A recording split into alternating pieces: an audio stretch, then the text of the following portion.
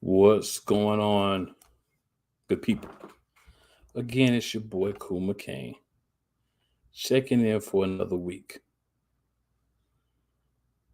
And just saying what's up to everyone. Another episode, the And1 Podcast, Sports Empire Network. So a lot of things to discuss this week. But first, I'm going to bring on my guy Gene so we can get this thing popping. What's popping, brother? My fault. The link was two different links. I was on another link. Got you. Freaking me out, man. How you feel? I'm good, man. I'm good. Another week, more basketball to talk, and now I got my guy Gene with me. Oh, this is the dream team. Dylan said he might be hopping on too. Oh, here we go. Dylan, what's going on, man? What's going on? Can't complain, guys. Can't complain. So I was just shouting out everybody. Appreciate everybody watching us again. Another production of the Sports Empire Network. If you haven't already, Sports Empire Network's been busy. Got a lot of guests coming up these next couple weeks. Always, man. Always. Yeah, I heard about some of the things that's going to be happening, man. Big things popping. Little things got to stop. Sixers take the L tonight without Embiid. Hurtful. Hey, man, it happens in the world of basketball, But, some of us are power rank number one right now, enjoying it. You know what I'm saying? Got to enjoy while it lasts. It's basketball. Exactly. Enjoy Tomorrow it. You guys get knocked out of first round playoffs. It's fine. Well, that's not going to happen, so I'm not worried about that. We're not the Cowboys, sir, so I'm not worried about that. But we won't be, number one in the power rankings because some other team will exude their force and be the regular season champs. But that doesn't really matter. What matters is what you're doing in the postseason. So this is just the drive everybody's got to take to get to the destination so we can really get things popping. Well, I hope the Nuggets make it past the first round this year. Oh, they will. If you want to hold us to what happened when we only had one of our top three players, then you be fine and do so. So if you live in that past, all that you want, you enjoy it, but realize it's not reality. Just make sure you remember that. I will. I got a little hatred towards the Nuggets. It's not you. It's just the Nuggets are the Sixers of the West. It's constantly compared, constantly talked about. Well, I've never heard that, but I would not like that because I don't want to be compared to the Sixers or anybody else. We're not the Sixers of the West. We're the Nuggets of the West. Well, let's get popping. What's the first topic? First, man, we got to let Dylan say a few words. What's going on, Dylan? We've been dominating. Hey, what's going on? And1 Podcast. It's not every day I talk just solely basketball. It's usually a little bit of mixture of football in there. So it's definitely good to be on a basketball topic. Yeah, man. So the first topic is the recent scoring outburst. So Gene, we'll go with you first. What are your thoughts on these recent 40, 50, 60, 70 points outbursts that we're seeing from some of the top players in the league these last few weeks? I need you to stop casually saying 70 points like it's something that happens all the time. Donovan, we got 71 points. We had Wilt Chamberlain that was playing back in the day. So until you go over 100, it's impressive, but I'm not, you know what I'm saying? I'm not giving you energy in the voice until you beat Wilt. You give me one-on-one, I give you all the energy in the world. You'll think I'm Flavor Flav up this piece. But until then, we chilling. Look, 70 points is not nothing to sneeze about. We still talk about Kobe's 80-point game. This man dropped 71 points in a basketball game. That's incredible. We talk about Luka's 60-point triple-double, grown man triple-double. A lot of stuff going on. I think the scoring in the NBA is up, and I think that's good for the game of basketball. Stars being stars, marketable stars being marketable stars. The Cleveland Cavaliers being the 4th seed in the East is good for the game of basketball without LeBron James there. I love seeing Cleveland play good basketball without LeBron James. I'm glad that the Lakers are 3-0 in 2023, Freddie. Of course, you would try to make them relevant when they're 15-23.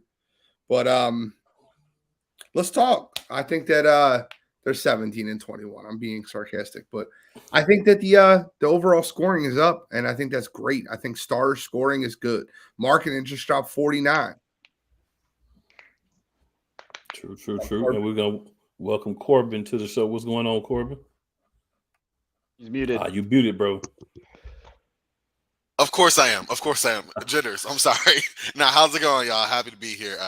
Definitely excited to talk hoops. Lakers slander, that hurts, but it is what it is. Part of the course. Bro, does Freddie just recruit Lakers fans to the? Nah. He has to, man. He has to. He has to get people to follow him. He has to get somebody that's going to agree with that outlandish tomfoolery.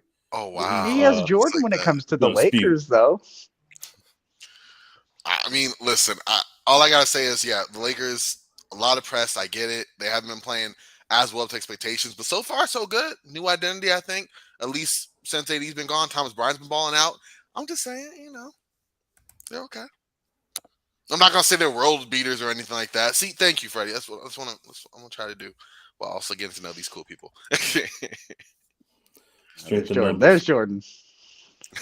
See, that's the thing, man. What's so funny is you got Freddie, you got Jordan, they had to recruit my man Corbin. We had another Lakers fan a few weeks ago that Freddie don't want back because she was real about the team. He don't want that. But he just keeps trying to pull more in, man. It's all good, though. Because you can put me in a room with 20 Lakers fans, I'll hold my own. It don't even matter. We're friendly folks. You ain't well, no. Most of y'all Lakers fans are delusional. I hope you're not a delusional Lakers fan, and that's good. Nah. But most Lakers fans are absolutely delusional. They win 3 games in a row, and they're going to win the NBA Finals. Did y'all forget you're 17-21? I'm just trying to understand. Gene, 3 games out the 6th seed. 3 games out the 6th seed. Wide open West. Somebody got to be at the bottom. That's you making good points, and you're right. We ain't winning nothing. But I do like to say that we're not horrible. We're pretty bad. Hey, we try to Freddie always got a lot of interaction when he's not on, but it's all good. I was gonna say, you know who Lakers remind me of sometimes, Gene? Who? Another team that lives in the past, and I'm just gonna leave that there. Oh man. Well, that's what the front running fans do. When they're not from LA or they're not from Dallas and they're Lakers, Cowboys, and Yankees fans, you better believe they're front runners. Very factual. So Dylan, what are your thoughts, man, on the these point outbursts that we're having here?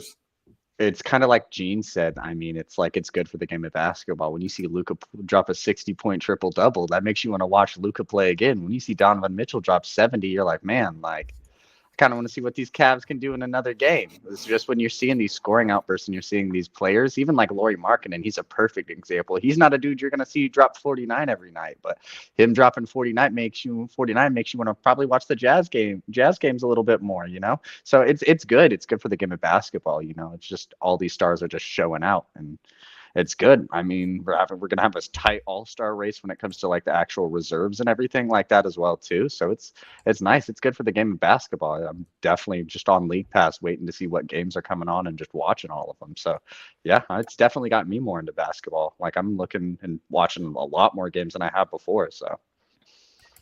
And gentlemen, we're also bringing in Coach Dante. Coach Dante, what's going on, sir?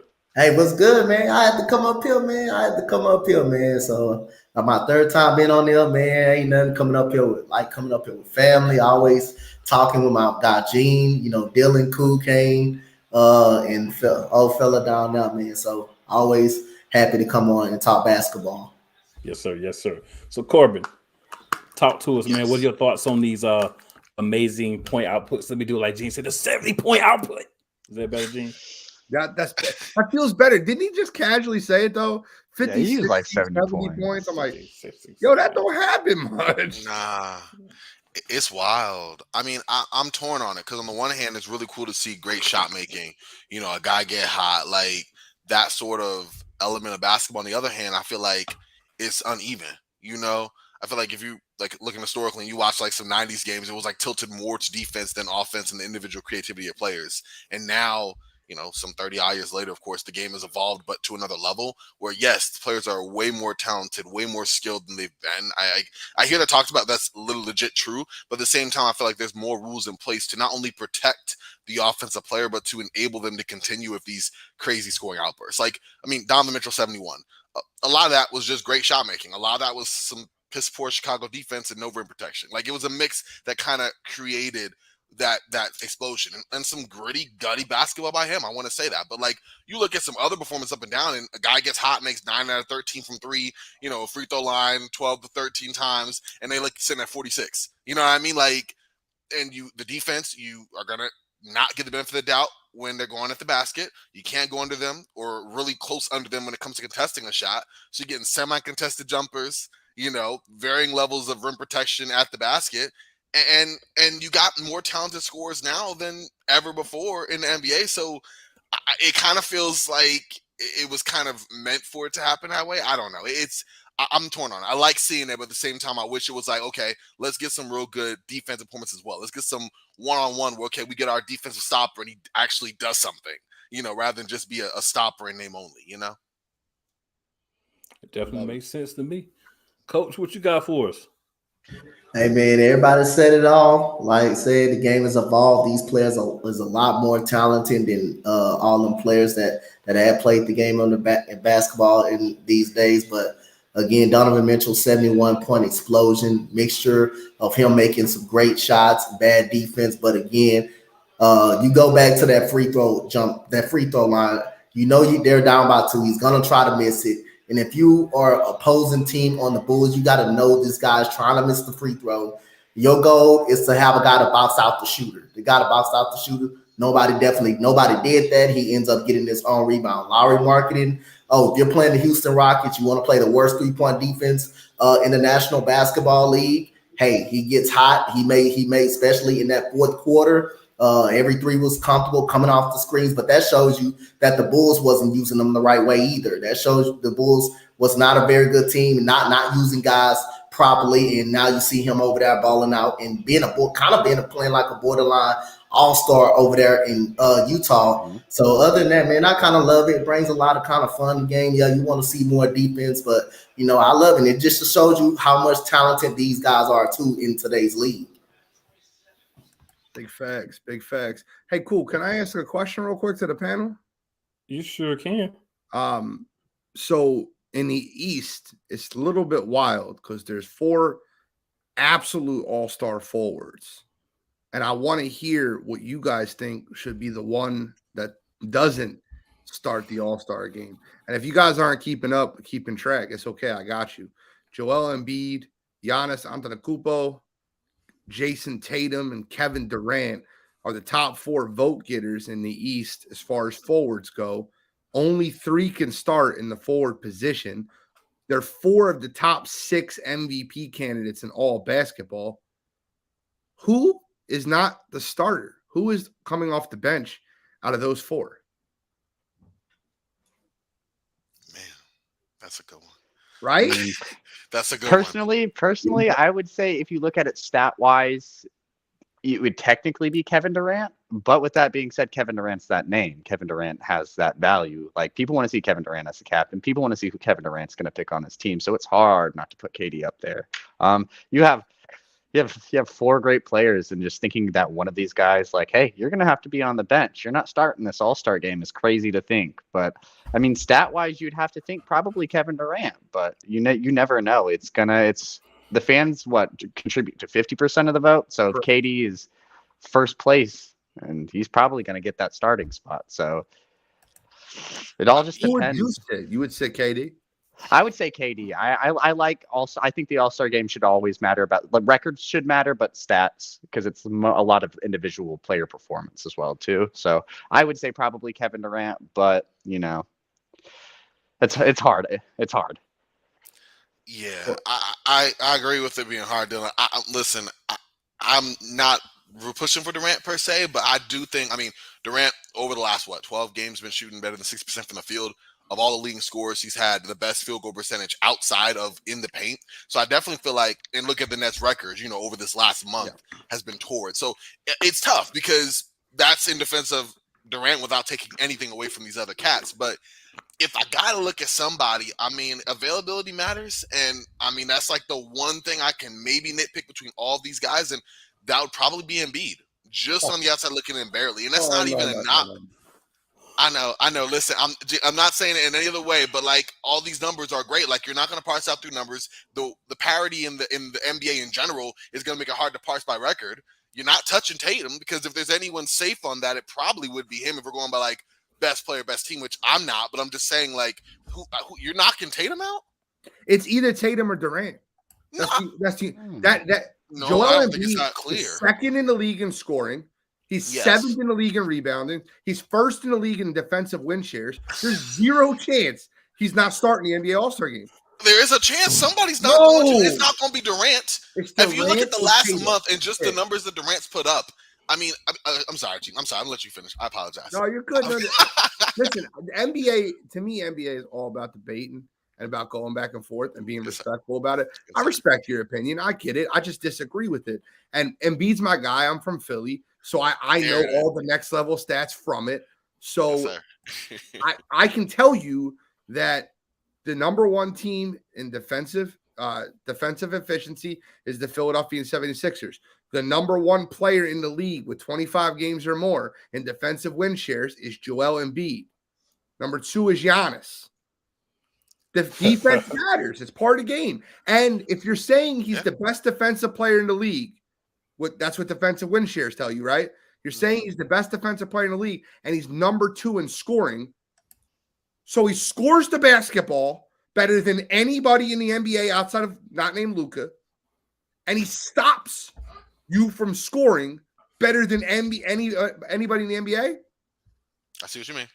It's Embiid. Embiid's got to start. Coach, who you got? Oh my goodness, this is a tough one. Tatum is not getting pulled out the lineup. If I had to choose, I'm gonna have to go with Joel Embiid. The Brooklyn Nets with Jacque Vaughn as the head coach, and Kevin Durant is a big part of this. Brooklyn Nets are 24-8 when Jacque Vaughn is the head coach of the Brooklyn Nets, and Kevin Durant's been a big part of it. Like he said, hey, shoot 60% from the field. Had a big night tonight versus the New Orleans Pelicans. Was probably one of the reasons why they won this game. Came back and won this game. Hey, you gotta give credit where credit due. Kevin Durant is balling. He's probably one of the big reasons why they're 24-8. And Kyrie Irving, he struggled tonight, but again, if Kyrie Irving can just stay on the court, Kyrie Irving will be the wild card of this team. Making the playoffs and being trouble for anybody in the first round. So if I had to pick Joel Embiid, no doubt, a great player. His durability is kind of questionable a little bit. He does protect the rim for his team, but hey, man, Kevin Durant right now is on another level. The Brooklyn Nets are 24-8 with Jacque Vaughn start when he first started coaching. So I'm gonna have to take Joel Embiid. I'm gonna have to take Joel Embiid. All right. Hold on. Before you go, Gene, let me give y'all mine. So this is how I'm gonna look at it, right? Names matter, right? Names matter because fans vote on this. Names matter. Mm-hmm. We know in the West there's going to be a center playing. There's always been a center every year. They just say it as 3/4, but most years it's been a center. Embiid's the best center in the league. At least in the East. Some people say the league. Whatever you want to say, whichever, you're picking hairs at this point. You're splitting hairs. He's going to start. Okay. Giannis Antetokounmpo is the most unstoppable force when he's focused and making free throws like he is now in the league. He's going to start. So you come down to Kevin Durant or Jason Tatum. Okay. Correct. Which guy has more name value? The guy that has more name value was Kevin Durant. Jason Tatum's going to sit. Y'all want to talk about stats? We'll talk about it. That's fine. That's great. But at the end of the day, the guy that's going to sit is Tatum. Should it be Tatum? That's a different conversation. But if these are the four guys, I think Tatum's the one that sits because the name recognition from Kevin Durant, the name recognition from Giannis, the name recognition from Embiid over a larger period of time. So my point that I wanted to add with what Coach said, and I look at Kevin Durant versus Embiid, and I just wanted to ask these questions because maybe I'm crazy, but who averages more points per game, Embiid or Durant? It's Embiid. It's Embiid. How about rebounds? How about rebounds per game? It's Embiid. How about blocks per game? It's Embiid. Steals per game? It's Joel Embiid. So how about field goal percentage? Now I get it. Most of Because most of them is basically in the paint, so you're supposed to be more efficient. I was about to say that. That's a Kevin good. Durant, he doesn't shoot outside all the time. Kevin Durant, If it's outside the paint, it's all Durant. the time. He's By outside a wide all the margin. time. So yeah, you got to. Joel Embiid's going to be more efficient. Most of his points come either inside. Sometimes he picks and pop, but most of his points come on the outside of the block. Well, that's what I'm saying. As well. But he's more. But Kevin Durant, what I'm saying, he shoots the ball outside of a ton.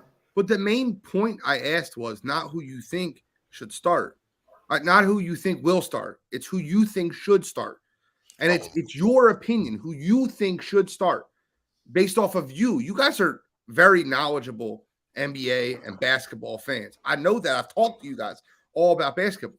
There's one statistical category. Well, two if you count 3-point percentage. But there's one statistical category that makes any logical sense that Durant has better than Embiid, and he has 0.9 more assists per game. Yeah. Every other statistical category, Joel Embiid is better than Kevin Durant. Every other one. And the answer's got to be, and to me, the answer is going to be Jason Tatum. I hate saying that because Jason Tatum was the MVP of the league up until 2 weeks ago, but the answer should be Jason Tatum. It should be Embiid, Giannis, and Durant, where Tatum being the sixth man. Yeah, I mean, it's kind of like what Britt said. And I know, Doug, you said that they play two different positions. So, Doug, the way they do the All-Star game now, it's the big time itself, is it's 3 post positions, basically. So, center and forward are all together in the pool. So, that's why we're adding Embiid to that conversation. So we didn't make that clear at the beginning of the question. Yeah. But, yeah, it just has to be Tatum is the one that sits out of those 4. Now, if you had this conversation 2 years from now, it's probably different. Yeah. But I think at this point, that's the guy. That, my opinion, of course, and I'm not saying anybody else is wrong for having their opinion. But I mean, I don't think you're gonna pull Embiid out. You're clearly not gonna pull Giannis out. So if you're looking at KD or Tatum, in my opinion, you're gonna take KD over Tatum the way they've been playing so far. Yeah, it's kind of with what I said. It was like it's hard to take KD out. Like the stat wise, you probably would want Tatum in, but like even looking at this fan voting, Kevin Durant's a captain right now. So it's that's the thing. He's going to go from being a captain in this first set of voting to like being on the bench. It's so hard to see that happen. Yeah, that's just my, how I feel about it. Like, I mean, I agree with Gene. We can have a difference of opinion on who it is, but it's hard for me to see them taking Embiid out and him not, being one of those 3 guys. I could be wrong. It could happen, but that's just, the way I see the things as well. But you guys think it's going to be Embiid? We'll see. Gonna be fun. It's all argumentative, and I get it. I think if I wanted to make an argument against Joel Embiid, Kevin Durant has played 37 games. Jason Tatum has played 37 games. Giannis Antetokounmpo has played 34 games, and Joel Embiid's only played 28. So if you want to talk about the issue of availability and durability, yeah, Corbin, I follow that issue. I understand that clearly. But that's the only argument I could see for him not starting. Yeah. He keeps sitting games. He sat tonight, and they lost to the Chicago Bulls. A couple of years ago, I can't remember if it was last year or the year before, AD was a starter and he was hurt. So I don't think the fans really care about taking that into consideration. The fans. Oh man, you're right. Yeah. Listen, anytime AD's an all-star, though, let's be real. Like he probably an all-star in this, and I mean he's always injured. But But no, I get what you mean for sure. Yeah. Man, it's gonna be tough though. This just that like I was stressing out when he was when Gene was laying out the forwards that we're gonna talk about, and of course Embiid not a forward, but for the sake of the conversation, yes, because like that's any debate you do with any of these guys. There's gonna be some snubs out on this All-Star game that like should be like in any other year, definitely not a snub. Like you thought, like Gene said, there's gonna be some healthy debate. There's gonna be a lot more. You know, we talk about who was left off or whatever the case may be, because it's crazy right now. You know, starters who are not starting, guys who are on the outside looking in, whose numbers should, you know, reflect that of an all-star caliber player. It's, I mean, you got people making a case for Aaron Gordon. At first, I was laughing, like, Aaron Gordon, all-star, okay. Looked at the numbers, I was like, I mean, in a year not 2023, maybe, you know, like, it's wild. Do you know what's going to be the real crime, Corbin? The real crime? The fans love them some Steph Curry. And Steph Curry is always the leading vote getter, him and LeBron James in the Western Conference. But Steph Curry cannot, and I repeat, cannot start the All-Star game for the West. And if he's voted in by the fans, if I was him, I shouldn't be starting. If Shai Gilgeous-Alexander is not one of the two starting guards for the Western Conference, along with Ja Morant, my eyes will. No Luka. What about Luka? Luka's going to start forward.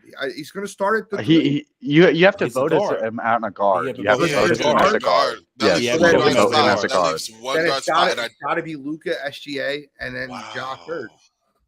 Wow. No, I'm not disagreeing with you. I just know it's not going to be SGA. I mean, I agree. Like SGA's been putting like.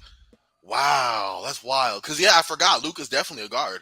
And it's gonna probably be Luka and Ja voting. Yeah, it's gonna be Luka and Ja. I know. And it probably shouldn't, like you said, SGA. At least he'll be an all-star. I mean, if he's not voted by the coaches, that'd just be a travesty. But he made a hell of a case. But that's true. Like, look at them as putting up, and we already know, like tonight, January 6th, that he is not going to be starting. Like, that's wild. It's wild. It's crazy.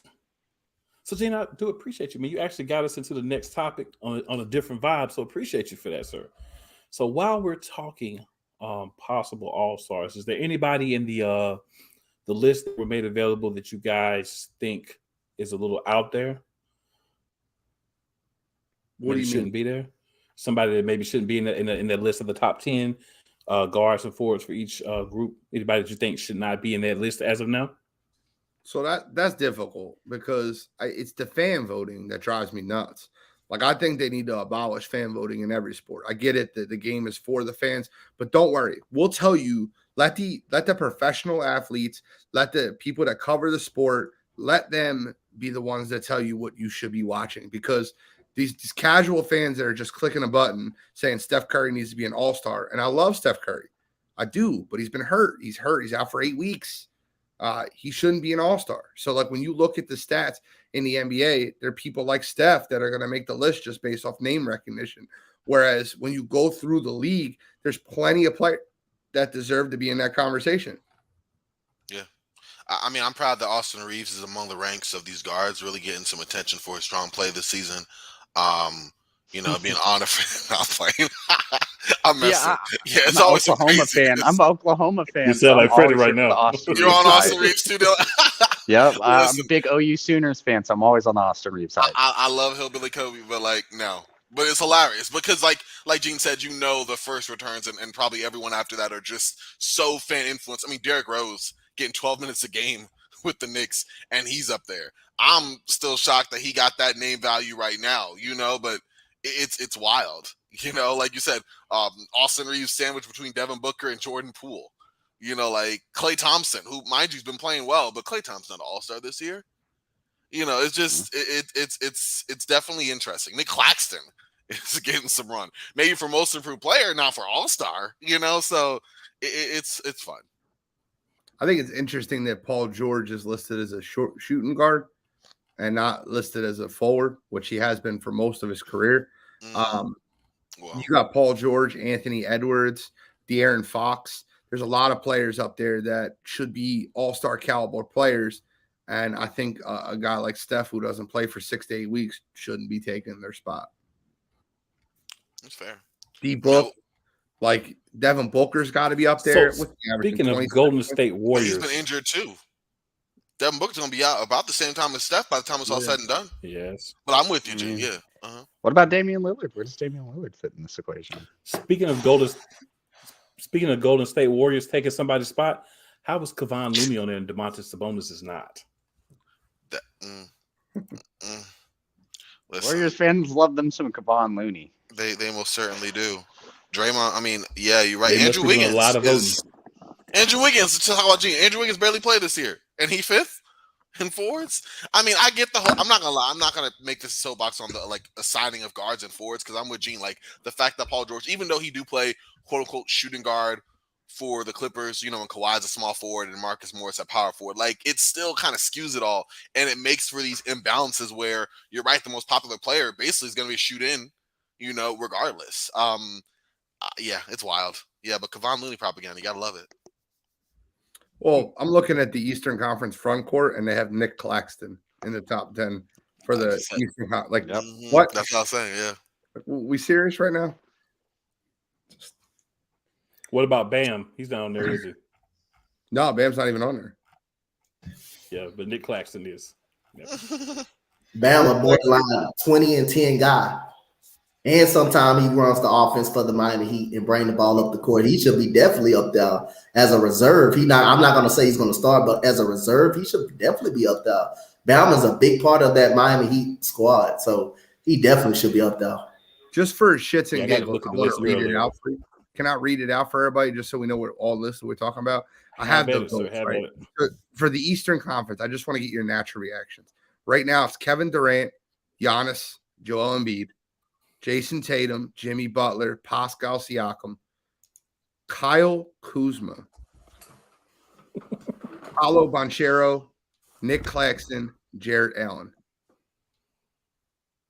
Okay, so the Eastern Conference guards, Kyrie, Donovan Mitchell, James Harden, Jaylen Brown, Trae Young, DeMar DeRozan, LaMelo Ball, Tyrese Halliburton, Derrick Rose, Darius Garland. For the Western Conference front court, you got LeBron James, Jokic, Anthony Davis, Zion, Andrew Wiggins, Paul George, Lauri Markkanen, who should be ahead of the three names that are right ahead of him, Draymond Green, Kawhi Leonard, and Kevon Looney, number 10. Ooh, yuck. For the guards, I'm sorry, I can't look at this with a straight face. This is so ridiculous. I'm going to read this guards list out to you. I think this might be the Western Conference guards list, might be the worst list ever created. Wait till you hear this shit. Steph Curry, Luka, Ja, SGA, Klay Thompson, Russell Westbrook, Damian Lillard, Devin Booker, Austin Reeves, Jordan Poole. They got Russell Westbrook and Klay Thompson over Devin Booker so far. Now I get it. Booker's hurt now, but that he wasn't hurt based off of what we're looking at. He's averaging 27 points a game, and you have a sixth man ahead of him. What? He's a sixth man for the Lakers, man. Them Lakers Austin fans Reeves. they see somebody, they see Laker, they just start checking the box, man. Hey.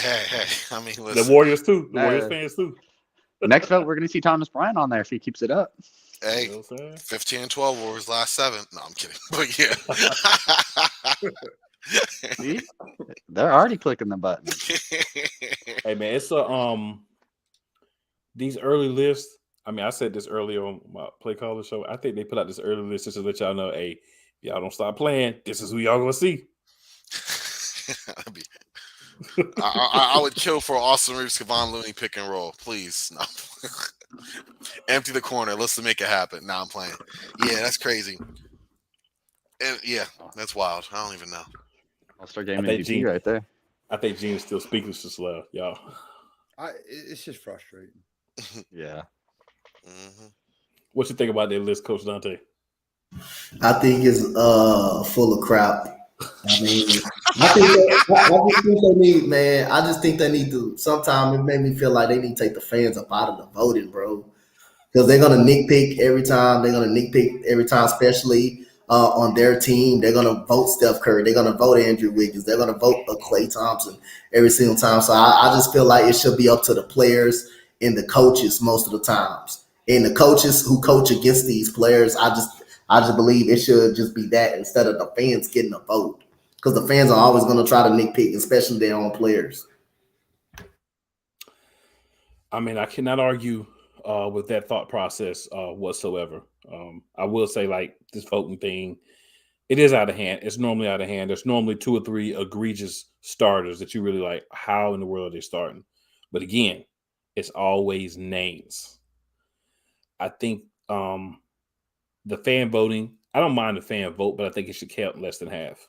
Right? I think you got to take that down like 25% or so. Agreed. Let the fans feel like they got a piece of it, but not half of it, because the fans do be wilding out a lot with this voting for real. Because they just be putting the who, like Gene said, you get these casuals. They come, they know this name, so they check the box. They know this name, they check the box. Oh, they play for the Lakers. Oh, they play for the Warriors. Oh, they play for the Lakers. Oh, they play for the Warriors. You know what I'm saying?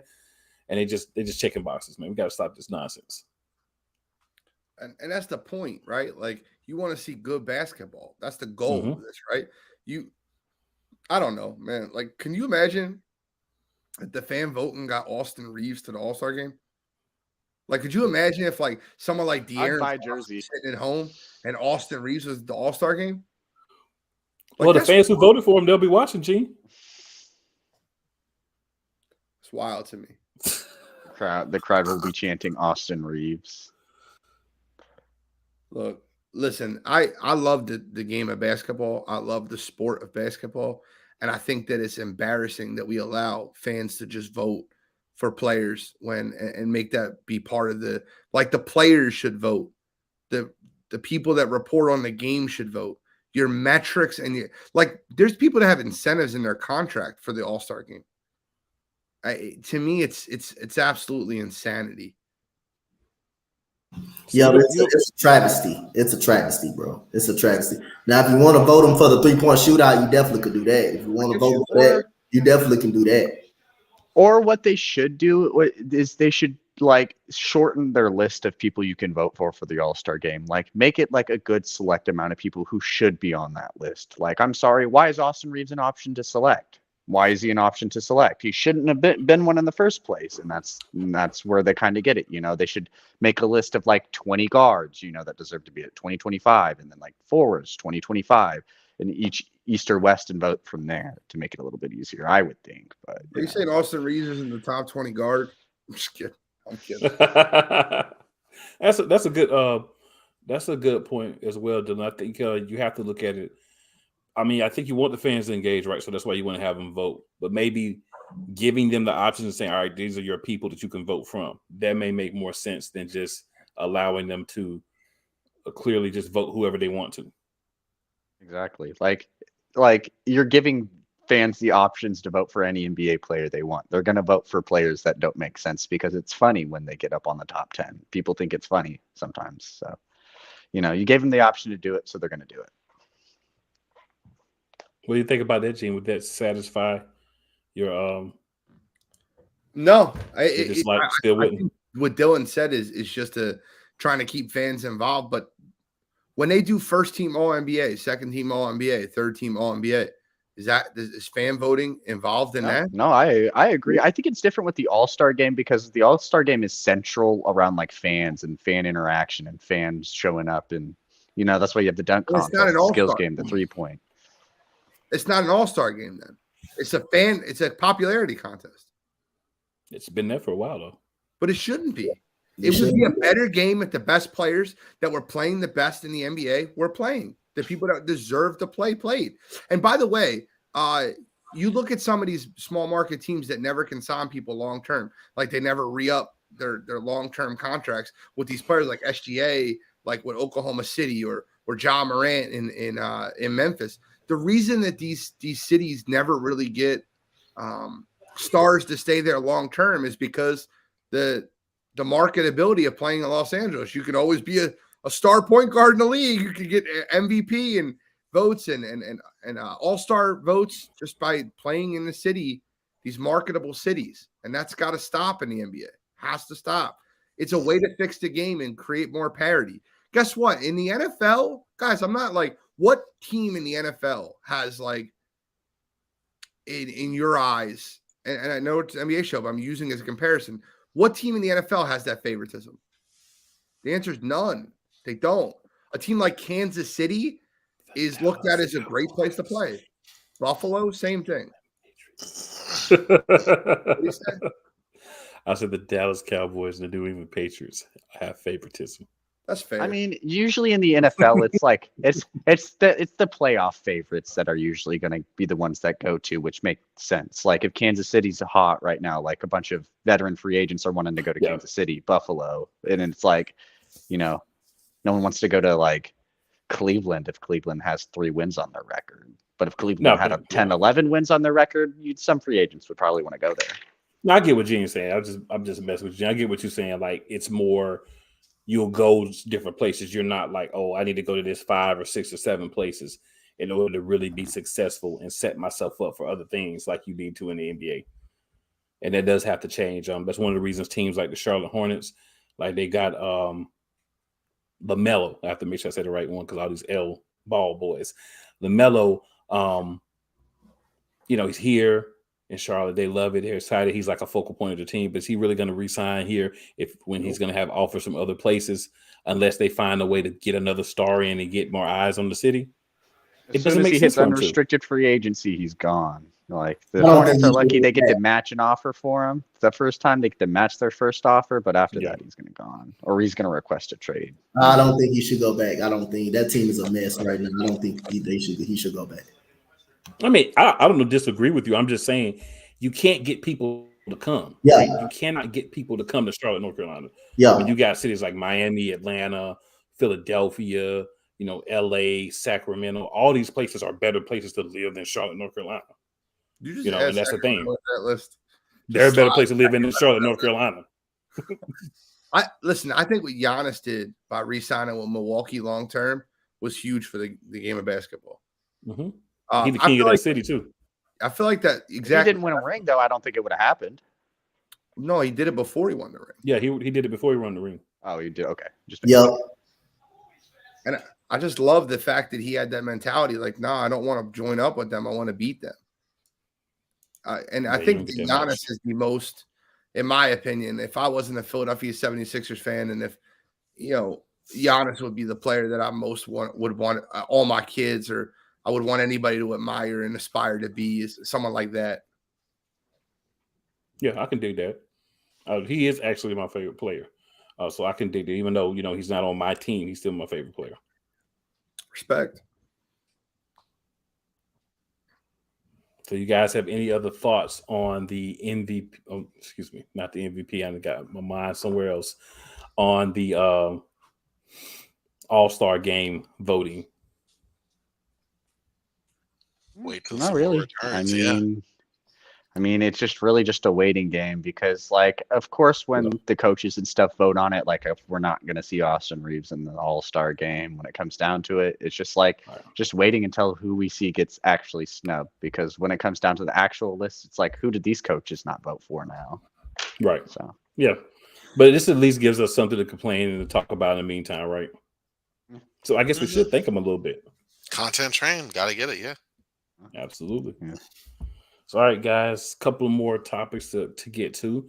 So one is the Kemba Walker move in the Mavs, him being, of course, cut from the team, a sign that the Mavericks are going to get Luka some help? No. Thank you. Yeah. I was gonna say I didn't see it. I don't see it. I think they did it obviously for the money side, give them some more flexibility if they do decide to go a route where they take more money in. But bottom line, they didn't want to guarantee the contract of a guy that they don't use as much as they needed when they signed him. And that was questionable when they did to begin with, which is, I mean, obviously Luka needs help, but have we seen this front office really do anything over the last, 2.5 years to really rectify that? So I don't think dropping a minimum contract on the day of guarantee, is really a show of faith there. I'm going to answer with no to both of those questions. Yeah, I mean, it's like what was Kemba really doing there? It's nothing. They're not going to want to give him the money, give the roster spot, save the cap. So Makes sense. Kemba will go somewhere else, probably like a middling contender. Coach, Exactly. I got a question for you because I know that you're deep in the Texas state of basketball, and I know you're very huge into understanding what goes on in that area.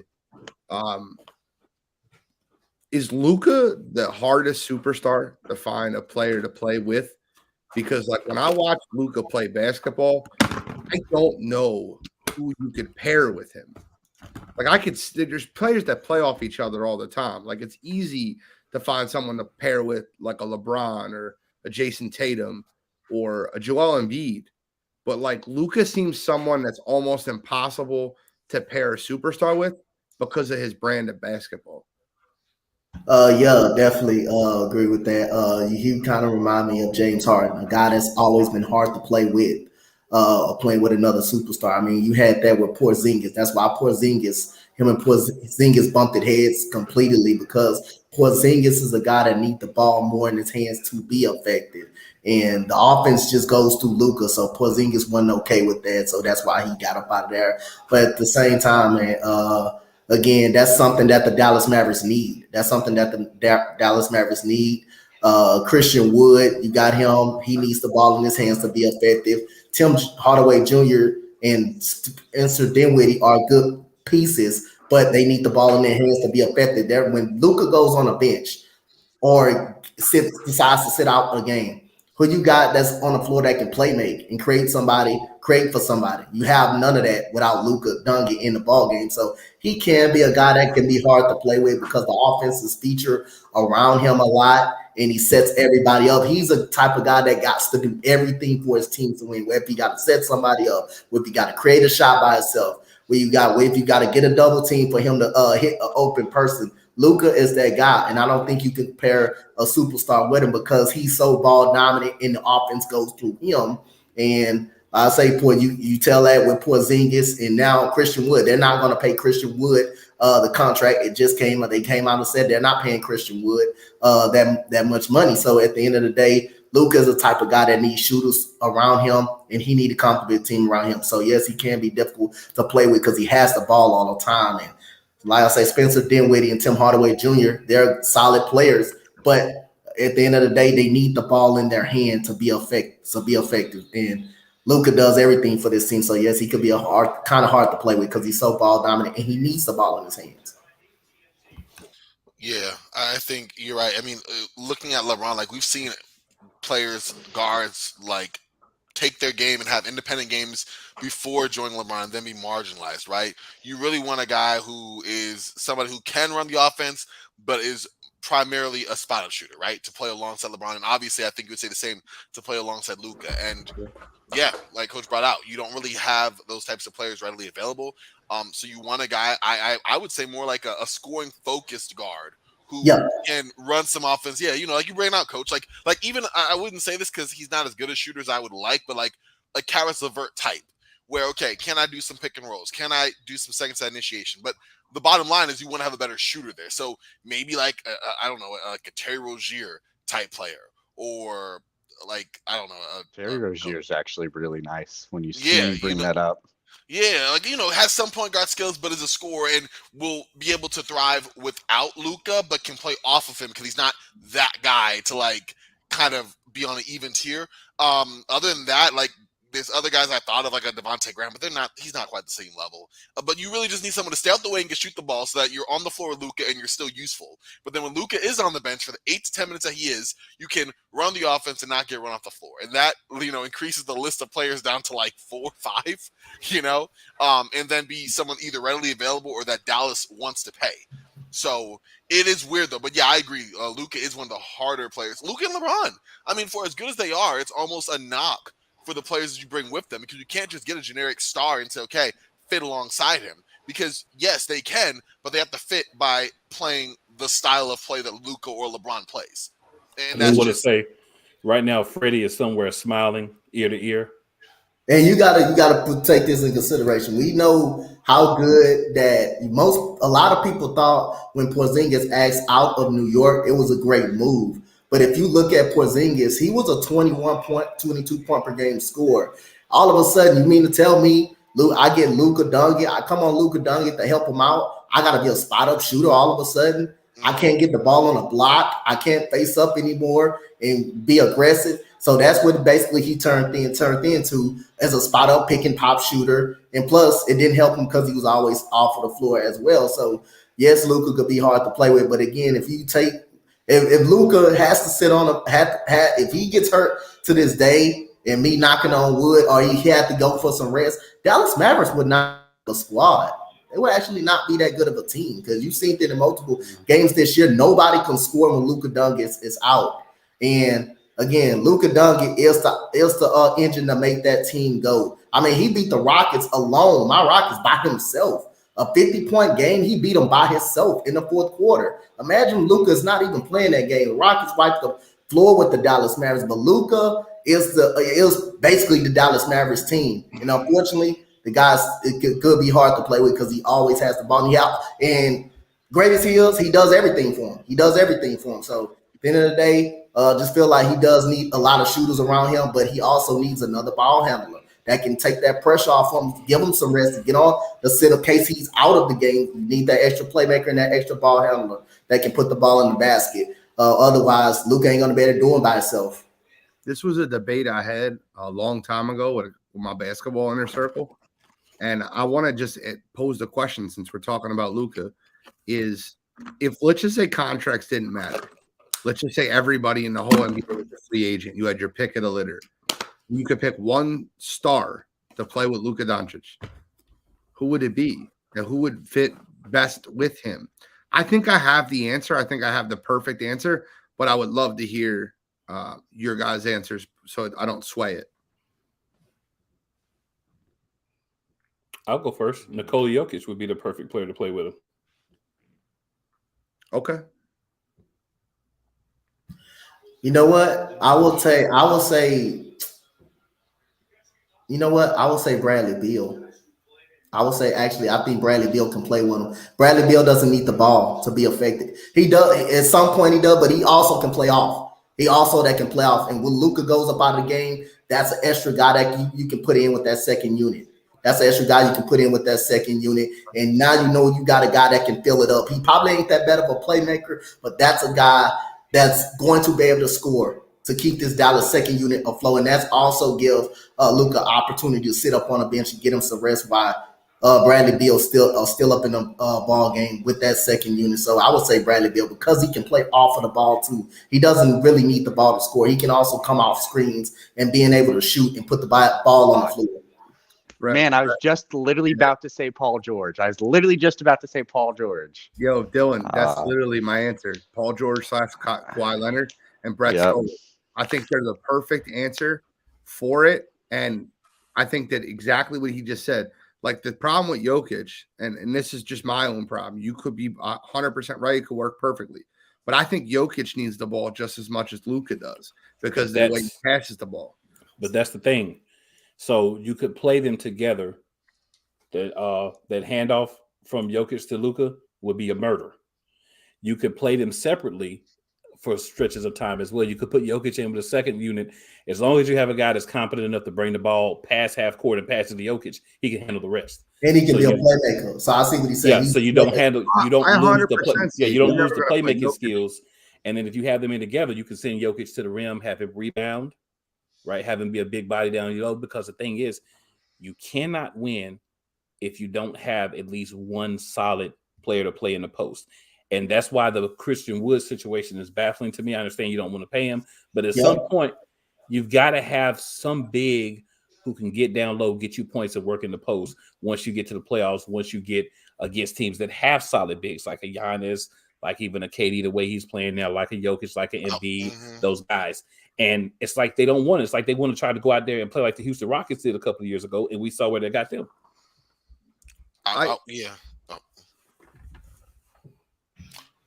Oh, my bad. No, I was saying I would have Paul George, Kawhi. I was going to say KD. We've seen KD coexist with ball-dominant players before. We saw it with Russell Westbrook. We saw it with Steph. And I was going to say Steph as well because we've seen Steph do it with other ball-dominant guys, the guys who can play on their own. Like, they are the superstar end of that to another level than Paul. But Paul George done the same thing. We've seen him helm his own team individually. We saw him play off of Russell Westbrook. We saw him play off Kawhi Leonard. We see Kevin Durant doing it with Kyrie. Now, when it gets to 3 or more players, like we saw the Harden, Kevin Durant, Kyrie experiment, then it's a lot your turn, my turn. But if it's something like that, KD's done it, Steph has done it as well. I would prefer KD. I think he just is able to bring more value, both versatility-wise and on the defense side of the floor. But as far as sharing like a major volume of the game, we watch all of Kevin Durant, Russell Westbrook, OKC.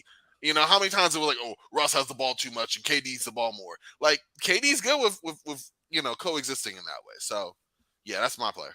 I think the point that I was looking at when I built this together was Bradley Beal is a defensive liability, just like Luka is. So that team would be able to score, but they wouldn't be able to stop the Rock from being scored. I thought when I look at, because Luka's probably, if it's not Trae Young, Luka's probably one of the worst defenders in the NBA. Right? Am I right to say that? So when we say that, when we look at how can a player play off ball because Luka needs the ball in their hand and can help with Luka's defensive deficiencies, I think Paul George and Kawhi Leonard are literally the exact answer. Now, I could be wrong. Obviously, you guys are all intelligent people and everybody has an opinion, but that's where my mind goes to. It goes to Paul George, Kawhi Leonard, guys that don't need the ball, that can play off ball, and they're elite defenders that can help Luka with his defensive deficiency. Yep, I definitely I can definitely agree with that. But it also helps when you got guys on a team that can defend too, though. So you can kind of hide the player a little bit, and it takes up some of the defensive weaknesses that they got. So you do got Dorian Finney-Smith who can defend. Dinwiddie is an okay, solid defender. You got guys that can defend on the Dallas Mavericks squad, that can kind of make up for that bad defensive presence that Bradley Beal got. So yeah, Paul George would be perfect though. 3-and-D guy, another guy that can play off the ball and can fill it up when you need him to. He would be a perfect fit. Well, see, I would say you could always add other guys that can 3-and-D. They may not have the same skill level, but if that's what you specifically need, you can always get other guys to come in that can play those positions. That's why I directly went to a guy who can do a little bit of everything, so that if there's times where Luka can't play or he's off the floor, he needs to sit for a game, he's injured, you still got a guy that could be the center point of the offense that can go out and shoot the three, nowhere near the clip that Luka would, but he can step out and shoot it. He's going to focus on getting the rest of the team involved as well, and he doesn't necessarily have to have the ball in his hand. He works good with it in his hand, but he does not need to have the ball in his hand, and he's still going to get to the board. He's still going to get you the rebounds. He's still going to be a big defensive presence down low. He may not be a guy that you feel like is going to jump up and block 50 shots, but if you come in straight down the lane, you see Jokic in front of you, and you're going for a shot, he's going to alter that shot a little bit. So he can bring a lot to a guy like Luka, and then you can fill in the other pieces. If you were to go out and get a Paul George, you still got to go, and I'm not saying that that's a wrong answer, but I'm saying if you go out and you do a Paul George or a Kawhi Leonard, you still got to get a big guy. You still got to have a big. So why not get a big that has the versatility that can fit in with Luka and then can play without him or off him? Yeah, I mean, on my Tuesday show, we were talking about Luka Doncic a lot and how tough he was to play. And I'm pretty sure it was Brett in the comments who also mentioned, like, me and him were kind of agreeing on Paul George. But I think Paul George is perfect. I mean, just especially with on the defensive end, just him being such a great 3-and-D guy. Like, we've seen Paul George be that second fiddle, but we have also seen Paul George take over. And, like, I think he's perfect in there. Other players that I was thinking about in my head, I liked Klay Thompson. He's another 3-and-D type of guy. I mean, he would never leave Golden State, I'd imagine. But with that being said, if I had any choice, Klay Thompson would be a nice type of guy. I like Desmond Bane. I feel like he'd be someone who would be nice with Luka Doncic a little bit. Just those type of the grittier type of guards, the ones that can get their own Russell buckets Westbrook but cover on their own. Oh no, I'm not going to say Russell Westbrook. No. But like some of those grittier type of guards who can get their own buckets, but like can cover their man on defense as well too. Guys who aren't afraid to run the offense, but also like play defense as well. So yeah, I like all the decisions I've heard so far. I think one of the most important things that we look at when we look at playing with Luka Doncic is he absolutely needs floor spacing. He needs to be able to drive to the lane because his 60-point triple-double, he was 2 for 6 from three-point range. 50 of those 61 points were either at the line or in the lane. That to me is telling you exactly what you need to know. That man needs the lane, so Jokic can do that because he can spot up around the free throw line. That's where he likes to play. But like I could just imagine if, like, let's just say you gave him Jokic. My next piece that I would throw a ton of money at would be like a Mikal Bridges. Like throw him in like a 3-and-D guy in the corner, and then you play that little triangle type offense. Go get Phil Jackson. Just kidding. Yo, I'm serious though when I say this. Like I look at the Dallas Mavericks situation, and people envy it. Like he's like 23 or 24 years old, how young Luka is, but I don't envy it. It's a very tough person to play around, and it's almost like the Sixers with Allen Iverson, right? Like you could never find a guy that could play around AI because of how ball dominant AI was. And you brought up LeBron James earlier, Corbin, and I don't necessarily, and I love that comparison because I've always said throughout his entire career, LeBron James makes stars. Now he makes role players better, but he makes stars way worse. He makes them worse, and people don't view it that way. Like Chris Bosh was the second best power forward in all of basketball before he went to Miami. He was averaging like 25, 30 points a game, 10 rebounds. He was dominant. People were arguing what he was better than Tim Duncan when he was in Toronto. He went to Miami and he was a spot up 3-point shooter in the corner. Kevin Love was a 20-20 machine in Minnesota. He went to Cleveland and he was a spot up 3-point shooter in the corner. And I think that a lot of people don't realize how much of a step back in their career they took by playing with LeBron.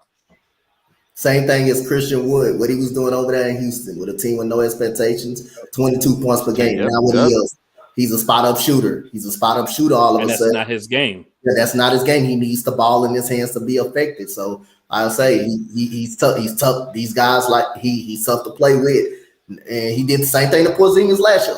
Turned him into a spot-up shooter. He's not a spot-up shooter. He can shoot, but he needs the ball in his hand to be more effective. That's how he was able to be effective in New York when they drafted him, because he got the ball in the post, he got the ball on the block, and he did what he had to do with it. Christian Wood, the same way. He got the ball a ton for the Houston Rockets, and he was able to drop 22 points per game. Now it's not like that over in Dallas. He's averaging 17 at times. He was coming off the bench at times. He still shoots 38% from the three-point line, but now he's doing that because he's spotting up a lot.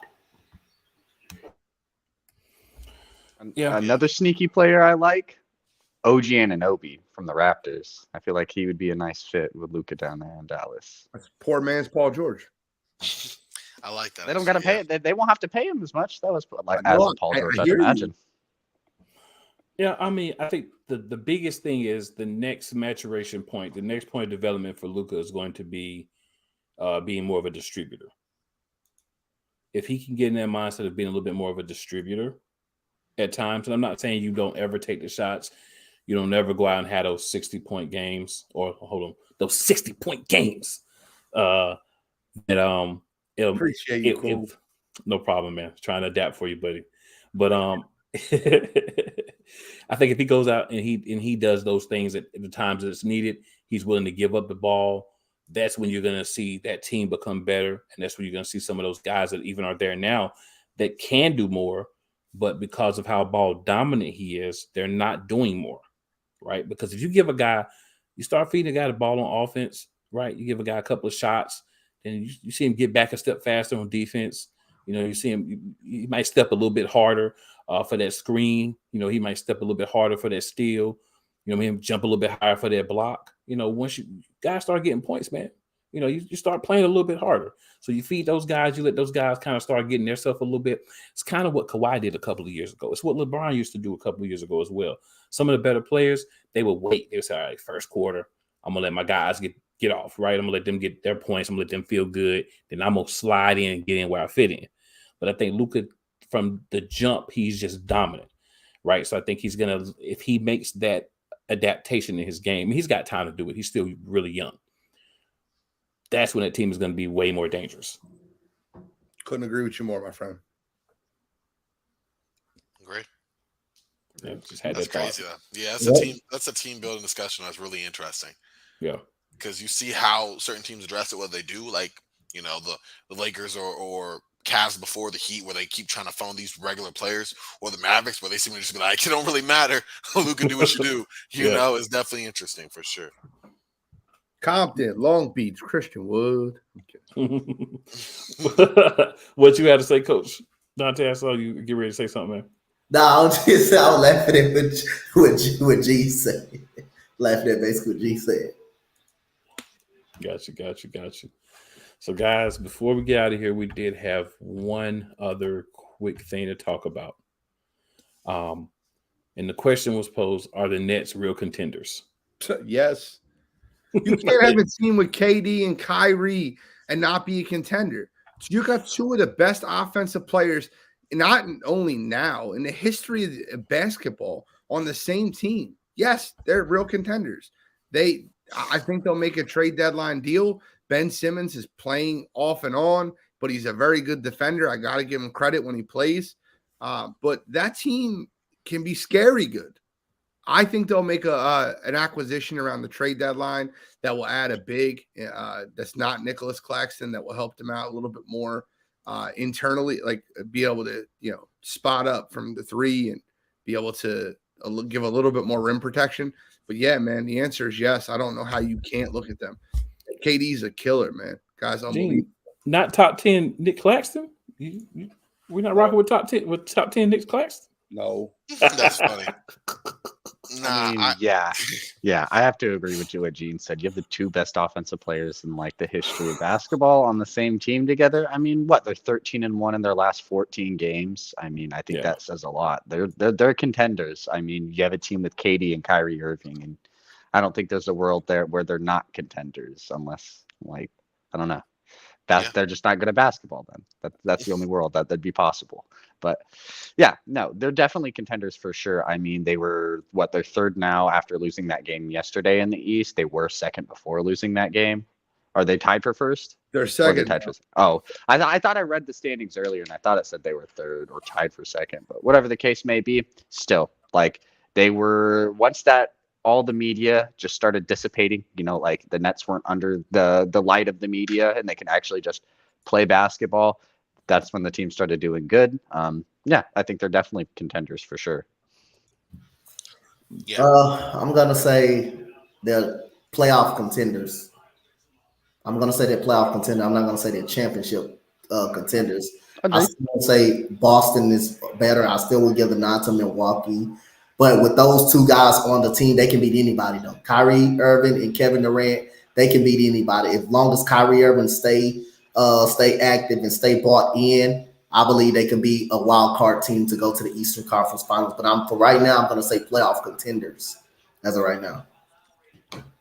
I'm gonna go with Coach and deviate just slightly. I'm gonna put them as contenders, but they can be like they're championship contenders in my opinion, but they can be championship favorites, if they make a few moves around the edges. So I'm definitely with Coach. I do think there's some needs that need to be met. If maybe they could flip one of Joe Harris, Patty Mills, or Seth Curry into a player who won't be eaten defensively. You see that they do have some weaknesses with some scoring guards and wings that are too quick for Royce O'Neal, too big for their smaller guards. Obviously, Kyrie's not going to stick them. Players like that. Even if they make an upgrade at position, I mean, I don't think John Collins is an upgrade per se, but if it is able to make Ben Simmons in a more comfortable position, right now Ben Simmons plays the 5, and Claxton already plays the 5 as well. Collins plays the 4, but KD's already there, Royce O'Neal. You don't want to upend the chemistry is working there, but if you do see a place to get an upgrade at a certain position that shows up your defense or, bring some extra punch off the bench, I think you do that. And then all of a sudden, maybe they're neck and neck with Boston up there as a favorite for the championship. I got news for you. They bring in John Collins and just give up picks or just give up slop. Don't give up KD, Kyrie, or Ben Simmons. They bring in John Collins and win the NBA Finals. I don't think it'll be close. I think they run through the NBA playoffs. They bring in John Collins. I'm going to respond by saying I agree with Gene's first set of answers. And we're going to combine that with what Coach Dante said. That's how I feel. That's fair. Yeah. Some of it, I don't know. I like Collins. I do. I just feel like some of his role's been marginalized as well, this season with DeJounte Murray, but also his scoring numbers are the lowest they've been in his career across the line.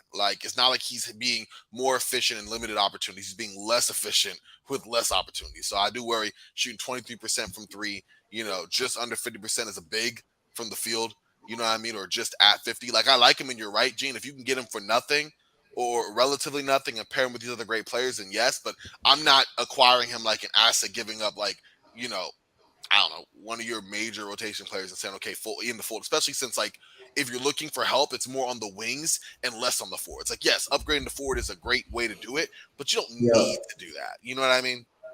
Man, John Collins is also a guy that needs the ball in his hand. Him and Trey Young been butting heads for a while. He also he's the guy that he also needs the ball in his hands to kind of be effective. That's probably why he's inefficient at times, because he doesn't. Trey Young is another guy that's really ball dominant. That does need the ball in his hands. So that's part of the reason why John Collins kind of dropped off, and they got into a discussion about that he wanted more touches and they wasn't willing to do that. So he can be a nice trade piece, but I'm afraid John Collins might turn into something that he's actually not, but he does need the ball in his hand to be effective. Actually, Kyle says we can go ahead and add John Collins to all the players we were talking about who have been marginalized, I guess, playing with Luka and other players. Basically the same thing's happening to John Collins right now.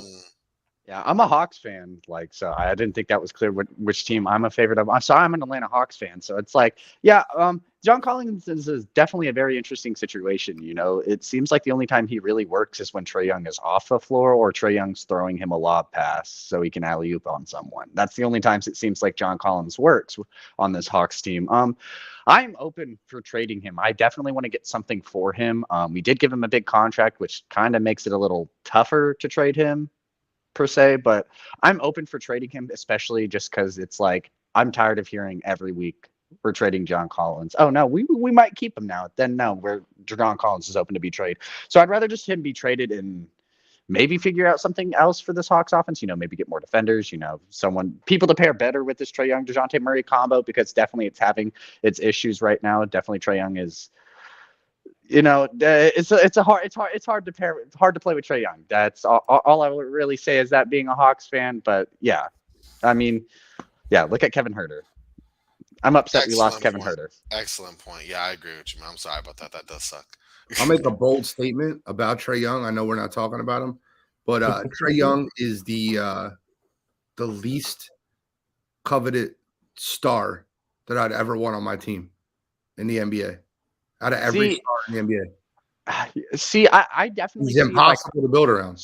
So agreed. See, so like Trae Young's tough with me because I'm a Hawks fan, but also Trae Young went to Oklahoma, so it's like that's my guy right there. I got a Trae Young jersey, Trae Young shirts, like Oklahoma stuff for Trae Young. So it's like, agreed. He is definitely a very, very tough player to play with because he's the worst. One of the if you're not gonna say he's the worst, I know a lot of people will, but he is probably one of the worst defenders in the NBA, and that's just going without saying. But like, it's just, you don't know what to pay, because the problem with Trae Young is that he can only do stuff when the ball's in his hand. He can't be any sort of off-ball player at all, and that's his biggest issue. Is like, you can't run any sort of offense with him because all your offense has to be ran through Trae Young, or Trae Young's completely useless. And also, he sucks on defense. So it's tough with him because he's going to get you his 25. He's going to get you 9, 8, 7 assists every night, but he's not going to do anything else, and the Hawks are going to still lose by 20. So it's tough. It's tough with Trae Young because it's like, you thought DeJounte Murray was that answer as a guard. You know, he was kind of that defender. He was someone who didn't need the ball in his hands as much,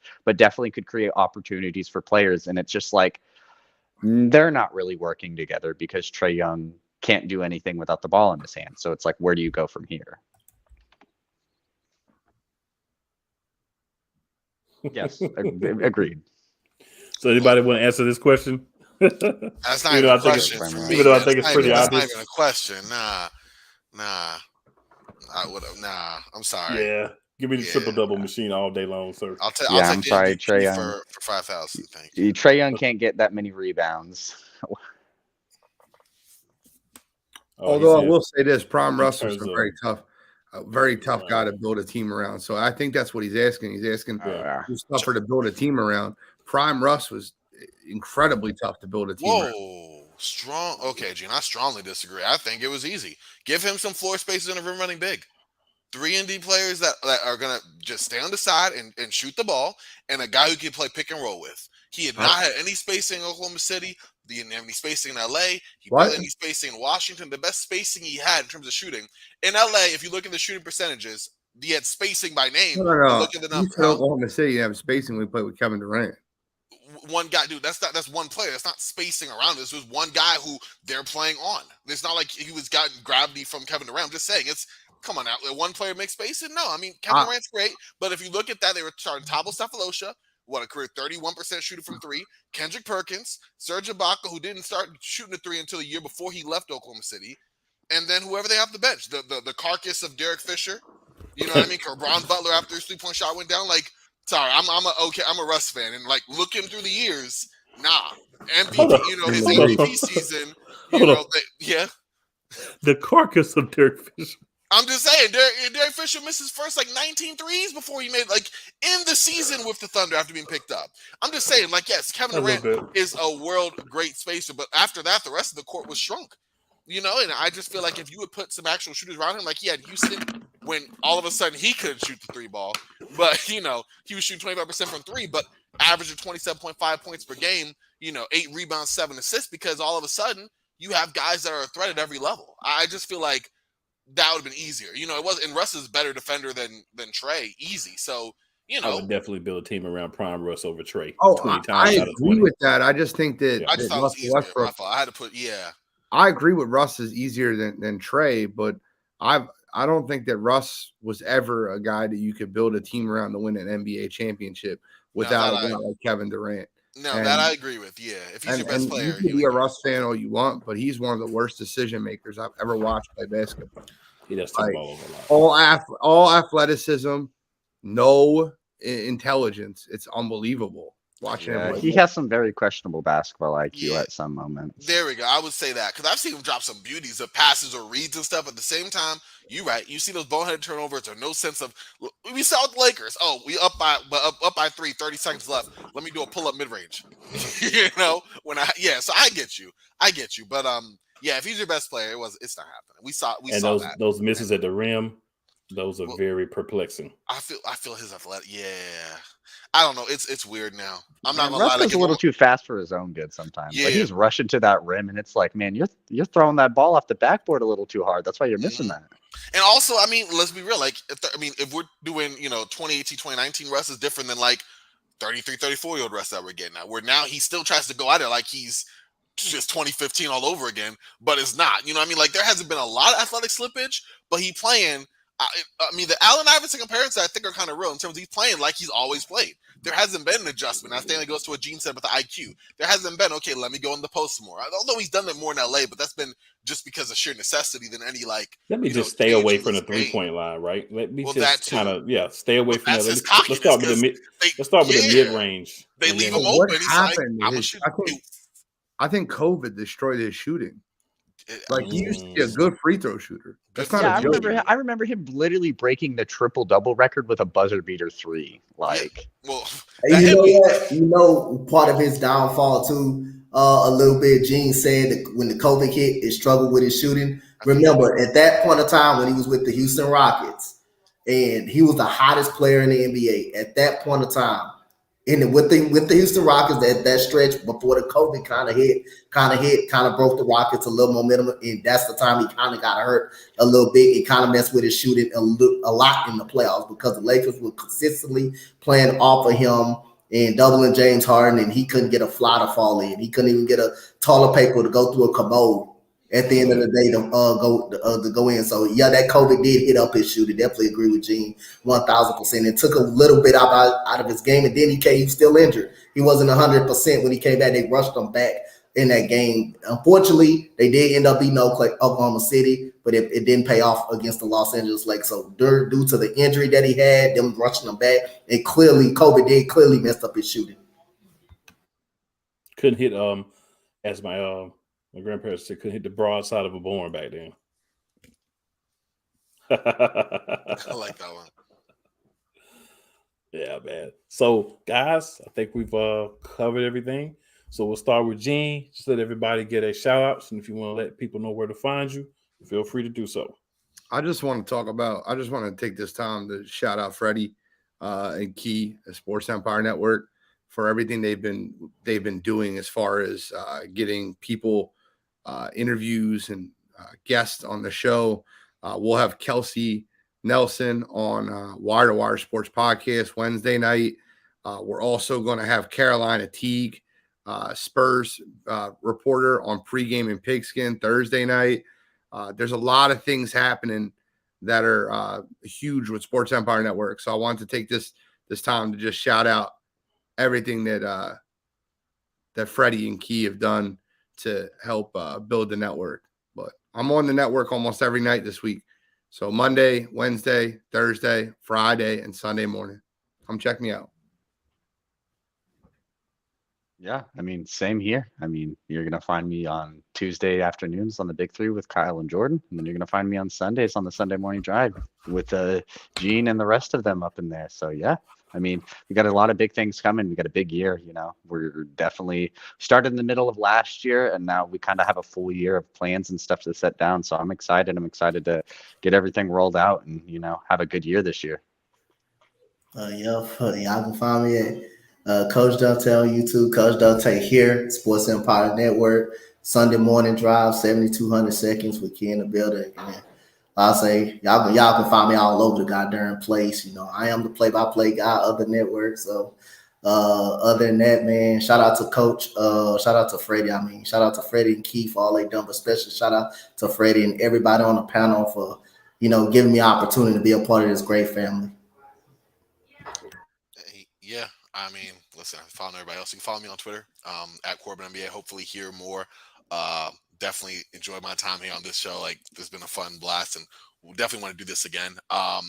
Aside from that, on Twitter, I do a show called Round Ball Ramble, just about basketball. We're actually going to be doing a full mock first round coming up this weekend, so I'll be doing that, and I'll be dropping. But yeah, that's where you can find me, and hopefully hear more in the future. So, but yeah, it's been a blast. Thanks for having me on. I want to shout out B. No, just playing. But I do want to shout out everybody on the network, man. You do a lot of building, a lot of work. You catch me here every week. I'll pop up randomly on places on the network. I do have other shows I do though. I have the Eagles Elite Podcast at Eagles Elite Podcast on YouTube. Play Caller Sports Talk Show, NFL Matchup Madness. I got the NFCB, so several places you can find me, and a couple of things in the works. I've talked about it a few times. I've had to kind of put it on hold because of time constraints and my constituents that I'll be working with, but we'll be hitting y'all with the top 5 soon, and some other things in the works, so just watch out for me. You see me around. And with that, ladies and gentlemen, we're going to go ahead and call it a night. Appreciate everybody on the panel that showed up, and see you next week.